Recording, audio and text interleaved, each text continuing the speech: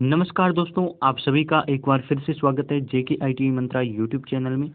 CPRI technician के exam होने हैं, इसके लिए non technical important questions provide करवा रहे हैं। इससे पहले काफ़ी क्लासेज हो चुकी हैं, आप मिक्स नॉन टेक की प्लेलिस्ट में जाकर देख सकते हैं। आज की इस क्लास में हम क्वांटिटिव एप्टीट्यूड यानी कि आप मैथ कह सकते हैं और रीजनिंग के इंग्लिश के इम्पोर्टेंट क्वेश्चन प्रोवाइड करवाने वाले हैं, तो आप इन क्वेश्चंस को जरूर देखिए। अभी अभी 11 जुलाई 2023 को एक पेपर हुआ था आईटीआई बेस्ड, उसी एग्जाम में ये क्वेश्चन पूछे गए हैं। तो आईटीआई बेस्ड सभी एग्जाम में ऐसे क्वेश्चन पूछे जाते हैं, आप इस क्लास को जरूर देखिए। चलिए शुरुआत करते हैं। इस पेपर का लेवल बहुत ही अच्छा लेवल रहा और इसमें टेक्निकल के क्वेश्चन 3 पार्ट में आए थे, यानी कि पहले 50 क्वेश्चन, फिर 50 और फिर 50, यानी कि लगभग 150 क्वेश्चन टेक्निकल के थे। नॉन टेक की भी अच्छे खासे 15-15 क्वेश्चन थे, रीजनिंग के 15, जनरल अवेयरनेस, हिंदी, इंग्लिश और मैथ 15-15 क्वेश्चन सभी के थे। तो आप इनकी प्रैक्टिस कीजिए। चलिए शुरुआत करते हैं। रिक्वेस्ट है, ITI based non tech parts की तैयारी के लिए आप इस चैनल को सब्सक्राइब कर सकते हैं। बार्क के लिए बार्क प्री एग्जाम की प्लेलिस्ट बना दी है, जरूर जाकर देख लीजिए। सीपीआरआई एग्जाम देने से पहले बार्क एग्जाम की भी तैयारी आप यहां से कर सकते हैं और टेस्ट सीरीज जरूर ज्वाइन कर लीजिए, इसका लिंक दे रखा है डिस्क्रिप्शन में। सीपीआरआई एग्जाम के लिए पूर्णतः परीक्षा पैटर्न पर बनाई गई है, इसमें आपको काफ़ी मॉडल पेपर मिलेंगे, तो आप जाकर डिटेल चेक कर सकते हैं, लिंक दे रखा है डिस्क्रिप्शन में। चलिए शुरुआत करते हैं। आपके सामने क्वेश्चन है, 7 मित्र ABCDEFG उत्तर दिशा की ओर मुंह करके बैठे हैं, यानी कि सीधी पंक्ति में बैठे हैं। तो इस प्रकार से आपको क्वेश्चन करने के लिए ड्रॉ करने हैं डायग्राम्स, तो आप बनाकर कर सकते हैं। मान लीजिए ये आपकी लाइन है और इसमें 7 आपके जो मित्र बैठे हैं, आप उनको लिख सकते हैं ABCDE F और ये आपके G, ऐसे 7 जने बैठे हैं। सी और एफ के बीच केवल ए बैठा है। तो देखिए अब आपको डायग्राम में पूरी ध्यान से ऐसे बनाना है जो आगे कह रहा है। ये आपको मैंने बताने के लिए बताया कि इस प्रकार से 7 जने बैठे हैं। अब आपको देखना है कि क्या ये डायग्राम आगे आपको कह रहा है उस प्रकार से बनाइए। मैंने आपको बता दिया। अब आपके लिए ये आपको 7 लाइनें खींचनी है, 1 2 3 4 5 6 और 7 इस प्रकार से बैठे हैं। अब इसमें देखिए मुंह उत्तर की दिशा की तरफ है, यानी कि ऐसे मुंह करके बैठे हैं। तो अब आपको कहा है सी और एफ के बीच ए बैठा है, बी और एफ के बीच केवल डी है। तो अब देखिए आपको कैसे बनाना है, पूरा पढ़ लीजिए एक बार क्वेश्चन। आगे है सी जी के ठीक बाईं ओर है, पड़ोस में बैठा है। ए ई के बाईं ओर है, बाईं ओर से तीसरे स्थान पर है।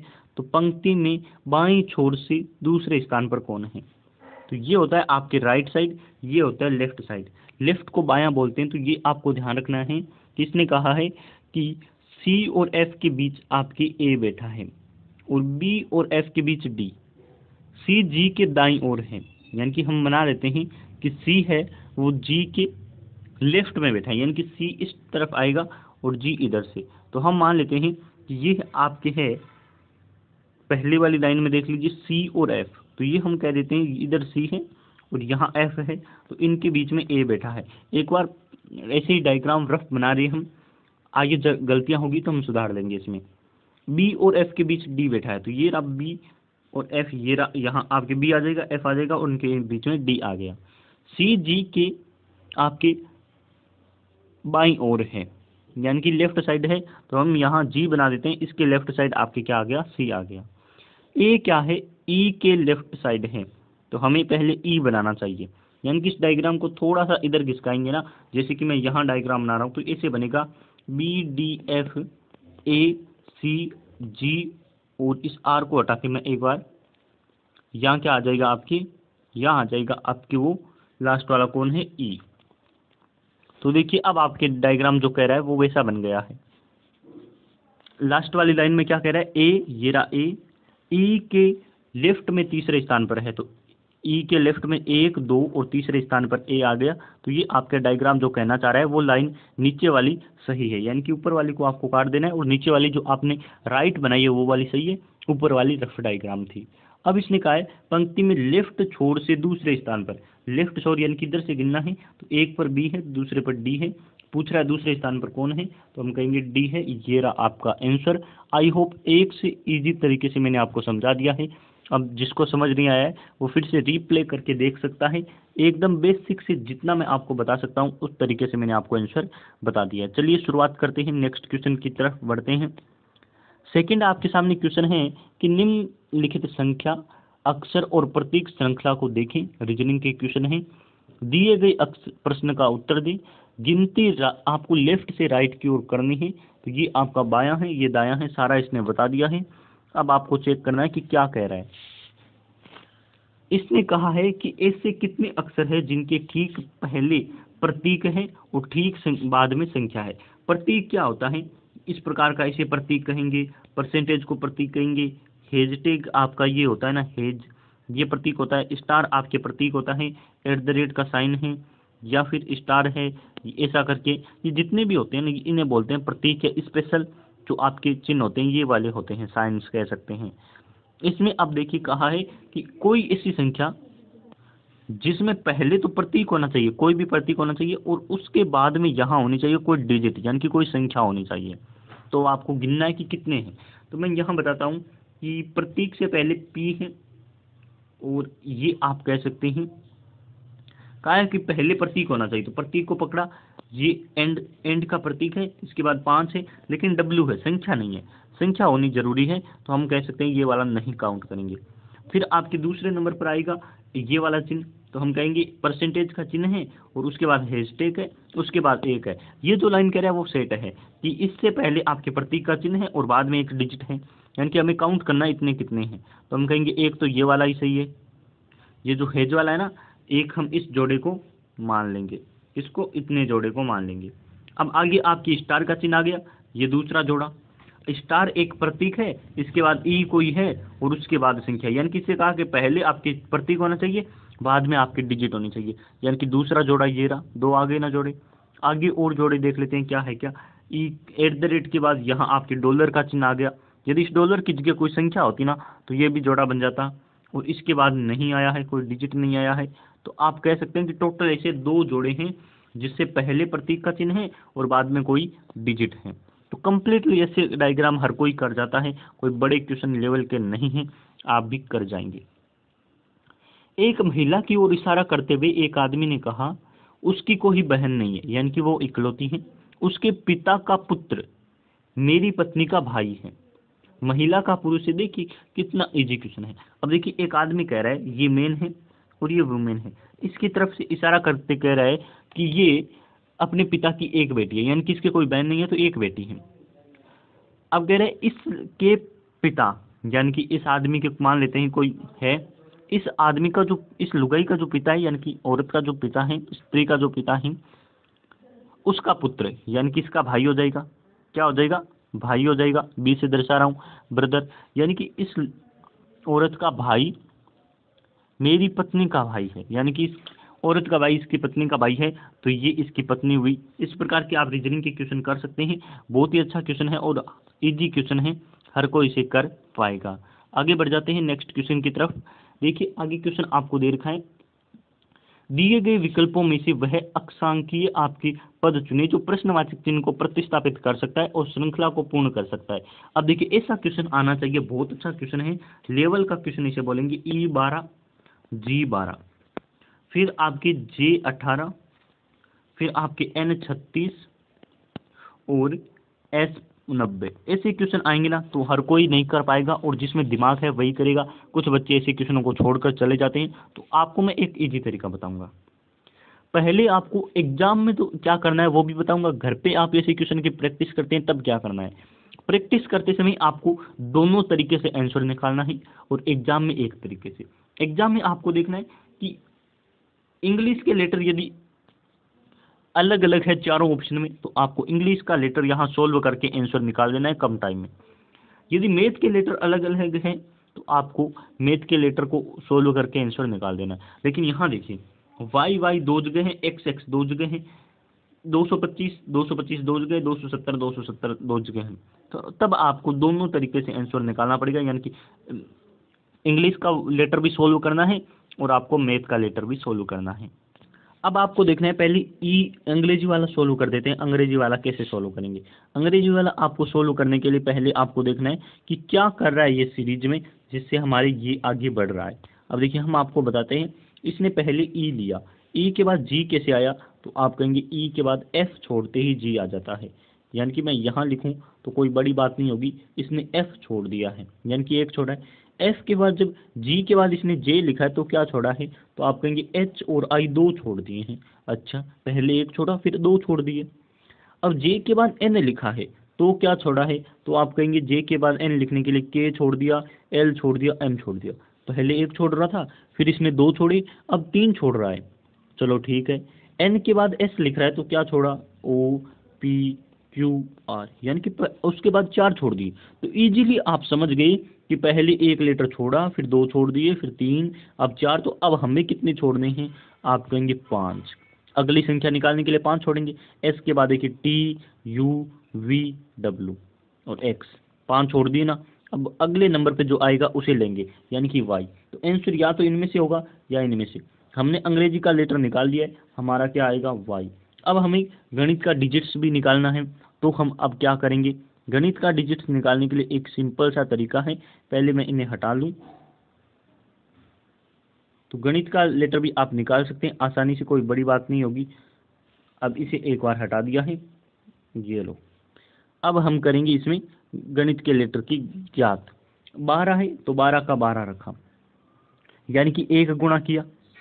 फिर 18 का दो गुना कर दिया, 36। फिर क्या किया इसने, अब इसने क्या किया है, आगे ना कोई संख्या नहीं ली है, कोई संख्या नहीं ली है, यानी कि दो दो के पहले जोड़े बना लिए। इसका एक जोड़ा है, फिर जे और इसका यहाँ तक एक जोड़ा है, और आगे वाला एक जोड़ा होगा। इसने ऐसा कर लिया है, ऐसा कर लिया। तो 12 को एक से गुणा कर दिया, 18 को दो से गुणा कर दिया, अब 90 को हम तीन से गुणा कर देंगे, यानी कि 270 आएगा। 270 वाई 270, ये रहा, है ना। तो ऐसे क्वेश्चन किया है, आप भी कर सकते हैं आसानी से, कोई बड़ी बात नहीं है। मैंने यहाँ आपको ये कटस करके भी सिखा दिया है, तो आप जरूर पढ़ लीजिए ऐसे क्वेश्चनों को। ये रहा आपके, और मैं यहाँ आंसर लिख दूँ क्या, तो मैं आपके सामने लिख देता हूँ इसका आंसर, ताकि आप आगे बाद में पढ़ें तो इसका आंसर भी पढ़ पाएँ। 270 ये आपकी आंसर आएगा, ये रहा टिक का निशान। आगे बढ़ जाते हैं अगले क्वेश्चन की तरफ। क्वेश्चन है, यदि आप किसी पंक्ति में दोनों में से किसी भी छोर से शुरू करने पर 40वें नंबर पर आते हैं तो पंक्ति में कुल कितने व्यक्ति हैं। आप मान लेते हैं ये आपकी लाइन है और यहाँ बैठे आप, और आपको किधर से भी गुणा कर दो आपका, यानी कि इधर से आपको काउंट करेंगे तब भी आप 40वें नंबर पर आएंगे, इधर से आपको काउंट करेंगे तब भी आप 40वें नंबर पर आएंगे। बहुत अच्छी बात है, अच्छा क्वेश्चन है। इधर से भी मैं आपको काउंट कर देता हूँ। तो आप कह सकते हैं मेरे इधर 39% और हैं, आपके इधर कितने और जने बैठे, 39, तभी आपका 40 आया। इधर भी आपके 39 और बैठे हैं, तभी आपका नंबर 40 आया, है ना। समझ रहे हो ना मैं क्या कहना चाह रहा हूँ। आपके इधर भी 39 जने बैठे हैं, इधर भी 39 जने बैठे हैं, तभी आपका नंबर आएगा दोनों तरफ से 40वां। तो अब आपको पूछ रहा है कि टोटल पंक्ति में कितने हैं, तो आप कहेंगे 39 इधर है, 39 इधर है, और एक मैं हूँ। तो आप कह सकते हैं टोटल 79 जने हो गई। तो ये आपको कैलकुलेशन करके आंसर निकाल देना है। बहुत ही अच्छा क्वेश्चन है। 39 इधर बैठे, 39 इधर बैठे, तभी आपका दोनों तरफ से 40वां नंबर आ रहा है, यानी कि आपके समय 40 और एक साइड 79 हो गई आपकी आंसर। अब देखिए क्वेश्चन है, इस समीकरण को हल कीजिए। बहुत ही आसान है, आपको ही करना है, मैं नहीं करूंगा। बोर्ड मास का नियम लगा दीजिए, और ऐसे क्वेश्चन मैंने हर बार करवाए हैं और हर बार एग्जाम में आते हैं। बोर्ड मास कहता है पहले भाग दो, फिर गुणा करो, फिर जोड़ो और घटा दो। इसका आंसर ये रहा, 60 आया है। आंसर की में 60 है। आप करके बताइए क्या 60 आ रहा है, ये भी 60 आ रहा है तो ठीक है, नहीं तो आप अपने तरीके से मिलान कर लीजिए। इंग्लिश का क्वेश्चन देखिए, a sentence has been given with a blank to filled with appropriate word, choose the correct alternative. यानी कि आपको ये ऊपर वाली लाइनें पढ़नी नहीं होती हैं, नीचे वाला क्वेश्चन पढ़िए और आंसर दे जाएंगे। क्वेश्चन कह रहा है, they are a filed losing the match. इसमें आपको ये चारों ऑप्शन से आप कह सकते हैं कि क्या लगाना है, तो आप पहचान पाएंगे कि आपको ये फिल करना है। और इन पर मैंने इंग्लिश ग्रामर का पूरा लेक्चर दे रखा है, वीके नॉलेज इलेक्ट्रिकल ऐप पर आप जाकर देख सकते हैं। अब आपको लगाना आना चाहिए। इन का मतलब होता है मे, ऑफ का मतलब होता है का के की संबंध होता है, का के की और संबंध होता है। और फिर आपके अबाउट होता है के बारे में, इसका मतलब आपको पता होना चाहिए, तब आप हिंदी वाले बच्चे भी कर पाएंगे। फ्रॉम का मतलब होता है किसी जगह से, जगह से, किसी जगह से, यानी कि मैं बीकानेर से, तो ऐसे आएगा आपके, है ना। They are afford losing the match, यानी कि वे डरे हुए हैं मैच के हारने का डर है। किस बात का डर है, तो आप कहेंगे मैच के हारने का। तब ऑफ आया है आपकी कि उनके मैच के हारने का डर है, यानी कि इससे मैच से उनका जो डर है उसको रिलेशन बता रहा है। और ऑफ का मतलब हमेशा रिलेशन दर्शाने के लिए किया जाता है। ऐसे क्वेश्चन जब आप प्रैक्टिस करेंगे तो कर पाएंगे। बहुत इजी क्वेश्चन था, ऐसे क्वेश्चन आने चाहिए ताकि हर बच्चा सही करे। CPRI की टेस्ट सीरीज ज्वाइन कर लीजिए, लिंक दे रखा है आपको डिस्क्रिप्शन में, तो आप जाकर देख सकते हैं। लिंक दे रखा है आपको डिस्क्रिप्शन में, आप वहां से टेस्ट सीरीज जरूर ज्वाइन कर लीजिए। आगे बढ़ते हैं। टोटल इसमें 22 स्लाइड है और टाइम कम है तो फटाफट कर लेते हैं। ऊपर वाली लाइन मत पढ़िए, मैं कह रहा हूँ, सीधा क्वेश्चन पढ़ते हैं। रमेश वाजपेयी ये डेंजरस शार्क वाइल्ड सफरिंग, तो इसमें कहना चाह रहा है कि रमेश वाजपेयी ये, तो जब भी बाई आ जाए ना तब आपको एक बात तो पहचान कर लेनी है कि ये टेंस कौन सा है। तो आप कहेंगे ये पैसिव वॉइस का सेंटेंस है, पैसिव वॉइस का सेंटेंस है और वाज लगा हुआ है, यानी कि पास्ट का टेंस है। पास वाज वर्ब के साथ हमेशा वर्ब की चौथी फॉर्म आती है ING। लेकिन क्या होता है, जब भी आपकी फॉर्म आ जाए इसकी, यानी कि पैसिव का सेंटेंस आ जाए, तो पैसिव में हमेशा क्या आती है, हेल्पिंग वर्ब के साथ वर्ब की थर्ड फॉर्म। पैसिव में हर बार वर्ब की थर्ड फॉर्म आती है। मैंने एक्टिव पैसिव आपको करवा रखा है, पता होगा।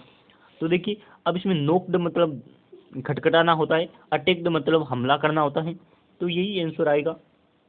ये दोनों तो वैसे भी नहीं आने, तो आप कह सकते हैं कि Ramesh was attacked by a dangerous shark while surfing. जब वो सर्फिंग कर रहा था तब एक शार्क ने, डेंजरस शार्क ने, खतरनाक शार्क ने रमेश पर अटैक कर दिया। बहुत अच्छा काम हुआ। आगे क्वेश्चन है, choose the word that means the same given in the book, यानी कि एक आपको सिनोनिम्स पूछा है तो आप कर पाएंगे। इससे ऑपोजिट और सिनोनिम एंटोनिम के क्वेश्चन आते हैं, आप पढ़ सकते हैं। नॉमिनल का होता है नेग्लिजिबल, नॉमिनल, नेग्लिजिबल, आपको इस प्रकार के वर्ड को ध्यान रखना है, इसका मीनिंग यही होता है। इजी क्वेश्चन है और आपको याद करना है, डायरेक्ट आता है तो आप पढ़ सकते हैं, कोई एक्सप्लेनेशन वाला तरीका नहीं है। In the given question 4 words are given out of 1 word is correctly, यानी कि 4 आपको वर्ड दे रखे हैं, आपको सही लिखा हुआ वर्ड चेक करना है। तो ये आपको दे रखा है एथिस्ट, एथिस्ट की स्पेलिंग आपको आती होगी तो ये वाला आप कर सकते हैं, एथिस्ट ये आपका होता है। और सारे गलत दे रखे हैं। DRDO में भी ऐसा क्वेश्चन आया था, जो अनपढ़ होता है उसका आया था कि चारों में से कोई गलत पहचान कर लीजिए, तो वो आपको करना है। चूज द वर्ड ऑपोजिट आपको पूछ लिया। अब सिनोनियम ऑपोजिट, एक बच्चा कमेंट कर रहा था कि सर वो इंग्लिश के छोटे क्वेश्चन आते हैं ना वो वाले बताओ, तो ये छोटे ऐसे ही आते हैं। अब मुझे क्या पता आप कमेंट में क्या कहना चाह रहे हो, मुझे लगता है आप एंटोनियम सिनोनियम की बात कर रहे थे, ये क्वेश्चन आपसे पूछे जाते हैं। तो आपके अब पूछा क्या है, ऑपोजिट पूछा है एम्बुलेंट का, एम्बुलेंट का आपकी ऑपोजिट पूछा है, तो उसका आपके होता है स्टैटिक। तो ये आपको ध्यान रखना है, स्टैटिक इसका एम्बुलेंट का ऑपोजिट है, सिनोनियम नहीं है। और इन चारों को भी आप पढ़ लीजिए ऑप्शन में, इंटरनेट पर आपके लिए बहुत कुछ अवेलेबल है। In the given question 4 words are the, आपको वही करेक्ट वाला पूछ लिया। तो अम्बेस्टर आपने नाम सुनना होगा ना, ब्रांड अम्बेस्टर ऐसे करके, तो वही आपको पूछ लिया कि इसकी स्पेलिंग क्या होती है। तो इसमें आपको ध्यान रखना है कि क्या क्या डबल होता है, केवल डबल एस होते हैं। अब देखिए इसमें डबल एम दे दिया, डबल एस इसमें भी दिया है, तो इसमें क्या गलती की है वो भी जरूर देखिए। एम्बेसडर ई लगाया है OR की जगह, और फिर यहाँ आपकी S एक लगाया, तो आपको स्पेलिंग सही से देख लेनी है कौन सी सही होती है। ऐसी क्वेश्चन आप देख के ही पढ़ के ही कर पाते हैं। यदि एक संख्या में से 65 को घटा दिया जाए तो वह स्वयं की 35% रह जाती है, संख्या ज्ञात कीजिए। 2 तरीके से करेंगे। एक तरीका तो होता है आप x मानकर कर सकते हैं, मान लेते हैं कोई संख्या x है, उसमें से आपको संख्या में से 65 घटा दिया जाए, यानी कि x में से 65 घटा देते हैं तो वह स्वयं का 35% रह जाती है, यानी कि x का 35% रह जाती है, ऐसा कह रहा है। एक आप 100 मानकर भी कर सकते हैं, और आसान क्वेश्चन है, आप कहेंगे 100 में से 65 घटाएंगे तभी 35% रहेगा, आपको भी पता है, फिर भी मैं लंबा तरीका बता रहा हूँ आपको। तो आप कह सकते हैं कि आपकी यहाँ कर लीजिए गुणा, यानी कि 5 से काट दीजिए 7 बार और 20 बार, है ना। तब आप कहेंगे कि x माइनस 65, और इधर आपकी क्या आ जाएगा इंटू 20 बट्टे आपकी क्या 100 बराबर इधर x। तो आप कह सकते हैं 20x माइनस 130, ऐसे करके आपको कैलकुलेशन करनी है। तो कंप्लीट कर ही लेते हैं ना। 20x माइनस 130 है ना 65, 130 क्या हो जाएगा ना 65, और फिर आपके 1300 हो जाएगा। इसे कैलकुलेशन कर लीजिए पूरा। 1300 कैसे हुआ, 65 दूनी आपके 20 से गुणा कर दिया मैंने, और फिर आपके यहाँ आ जाएगा 7 बराबर x। तो ऐसे करके आपको लंबी चौड़ी प्रोसेस से x की कैलकुलेशन करनी है। अब x इधर जाएंगी तो आपके माइनस 19x, तो क्या हो जाएगा 1300/7 बराबर क्या हो जाएगा -19x। अब आप 7 से कटस करेंगे तो आप कहेंगे 7 आपकी एक बार, फिर 6 बचे, तो 8 बार 56, 4 बचे, तो ये 35। इस प्रकार आप माइनस से माइनस काटेंगे और कैलकुलेशन करेंगे, तब भी आपके x की वैल्यू आनी क्या है, तो आप कहेंगे x की वैल्यू आपकी आनी 100 है। लेकिन ये तरीका तब यूज करना है जब आपके सामने बड़ी संख्याएं हो। अब देखिए इजी संख्याएं आपको दे रखी है, तो आप करेंगे, मान लेते हैं मैंने मान लिया 100 ही मानूंगा, क्योंकि कोई भी प्रतिशत का क्वेश्चन आए आपको 100 मानना चाहिए। 100 में से मैं 65 घटा देता हूं तो बचता क्या है 35, और ये 35 से 100 का क्या प्रतिशत है 35%, यानी कि एक 100 संख्या क्या है 100 है। ऐसे क्वेश्चनों को आप आसानी से कर लीजिए बिना कैलकुलेशन के। तो ये क्वेश्चन अच्छा है, होमवर्क के तौर पर रहेगा, आप इसे जरूर बताइए, फिर नेक्स्ट क्लास में इसे भी सोल्व करेंगे। आज की क्लास में बस इतने क्वेश्चन काफ़ी है मुझे लगता है, आगे की क्वेश्चन अगली क्लास में प्रोवाइड करवाएंगे। बहुत बहुत धन्यवाद आप सभी का। टेस्ट सीरीज ले सकते हैं और चैनल को सब्सक्राइब कर लीजिए।